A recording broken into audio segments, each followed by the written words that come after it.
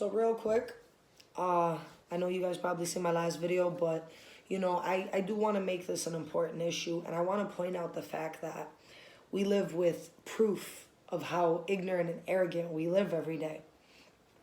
Now, every 23 seconds, somebody attempts suicide, and that's including obesity, race, sexuality, career, money. That's every 23 seconds somebody attempts to take their life. Now, working with organizations that actually take their time to sit down and view people's feelings, view people's thoughts and what they go through every day, that's something to pay attention to, guys. Because if they weren't there, I mean, who would do it? Really? Who would really care? We live in a world that nobody cares. So let's sit down for a minute and actually look at the statistics. Now, this is coming from this is pretty well known, okay? This is the American Association of Suicidology. This is AAS. Now, a lot of you guys are familiar with this through basic, companies. I mean, you hear about them everywhere. I mean, even ASPCA has sponsored AAS. This is what AAS says. Estimates that there were 1.1 million suicide attempts in 2016. That translates to 28 seconds. So 3 years ago, we were up to 28 seconds. These numbers are difficult to estimate because of the stigma many survivors face when they are recovering. John Draper. Now, permission, of course, do not own the rights to John Draper. He's an executive director of the National Suicide Prevention Hotline. He pretty much is the person that came up with, hey, people need people when they're down. I have the utmost respect for this man. If I ever had a chance to meet him, I think my jaw would drop because of the amount of care and acknowledgement he has in the world. Now, the National Suicide Prevention Lifeline remarked in a piece for the Cosmopolitan. Do you know how many copies of the Cosmopolitan were sold? And that's not on here. That's not on here. But I actually am a fan of Cosmopolitan. It sold in the billions throughout the world. Do you know how much of that section was actually noted, charted, or acclaimed for? No, because we all know what's in Cosmo. It's one of the top magazines out there. We all know. Mm-hmm. If it's not fashion, it's drinks. If it's not drinks, it's the hottest restaurant. If it's not the hottest restaurant, it's the finest jewelry. It's not the finest jewelry, it's the top-notch bar. It's overwhelming that the Cosmopolitan can offer so much. So much. But the most important thing does not get acknowledged. So let's continue. Let's go down a little bit further. Suicide is the second leading cause for people in the ages 15 to 24. Did you know that a woman doesn't fully mature mentally until she's 25? So even if they take their life at 24, technically they still didn't know what they were doing. Technically, they probably just needed a friend because their mind couldn't grasp, hey, this isn't that bad. Hey, we're good. Don't worry about it. Not gonna lie, I remember being 24, 25. You remember that? Yeah. That was rough, no? It was rough. That was hard. Yeah, finding yourself. That's that moment, that finding yourself. You get out of high school, you go straight to college. I mean, I did. I got right into the Marine Corps at that. This one, on her way to executive positions over here, we all did what we had to do growing up, living our own life. But those ages, you don't know who you are. You go into college because that's what you were told you got to go to college. You were told, hey, this is what you got to do. And you take whatever you learned in high school to college. So you think, hey, this is what I want to do. You guys want to know something? My whole life, I wanted to be a veterinarian. I wanted to be a vet. I wanted to work with little assholes like him right here. Isn't he the cutest? By the way, this is Dash, guys. That's Dash, the infamous Dash. I wanted to work with animals. I wanted to be the best vet out there. I had 18. I wanted to be a pilot. I hit 24. I was already in and out the Marine Corps. Didn't know what the hell I wanted. I have a degree in criminal forensics, and honestly, it's really not my passion. It's not something I wanted to do. It's fun, it's interesting, but unless you have like 15 years experience, which I'm only 30, I don't know how far they wanted me to get with that. I really don't. But I actually, I was really learning who I was at that time.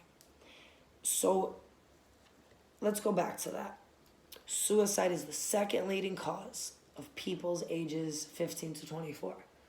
So do you think if we would have took the time to ask our kids what we wanted, do you think maybe that 24 could have went to like 28, 29? I think so. So let's take it down a little bit more. Recently, because now we're moving up. Remember, we're charting from 2016. Recently, suicide became the second leading cause of death for young people. The rate of suicide among young people under the age of 25 was calculated to be approximately 3.2 out of 100,000. 100,000 people, and not one of them could notice the few. Now, according to the 2015 Youth Risk Behavior Survey, 8.6 of high schoolers had attempted suicide in the past 6 months due to sexual approximately, look at this, guys, approximately 2 times the rate of boys. Statistics among sexual minority teens were even more concerning. Gay, lesbian, and bisexual teens were 5 times more likely to attempt suicide than their heterosexual peers. Let's go down. That's 2016. Let's go down. Now, when we talk about suicide, we think sometimes life just gets too hard. Sometimes, people are joking. They just want attention. It's not attention. They want somebody to notice. You never heard that saying, bad attention is still attention? Maybe if you would sit down and talk to them, we wouldn't be at this. So, it is well documented that LGBT students are at an increased risk for suicide. However, again, 2015, survey by the National Center for Transgender Equality estimated that the transgender suicide rate to be almost 9 times higher than that of overall population. Overall, that means we did the genocide, like overall. Our Texers identify as trans are 50% more likely to mention suicide in their conversations with us.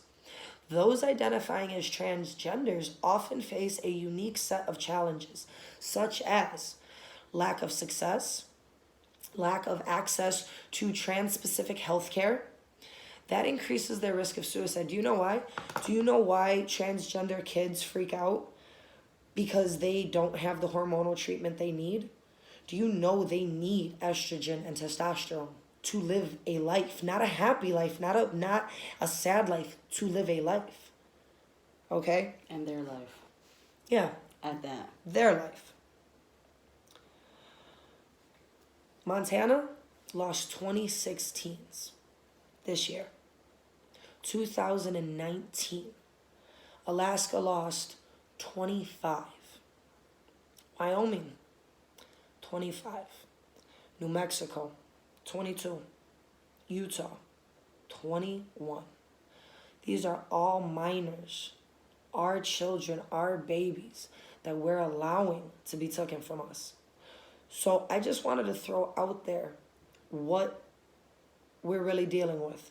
Because I know my first video, I talked to you guys about the feelings. But I think you guys really needed to understand what we're dealing with here.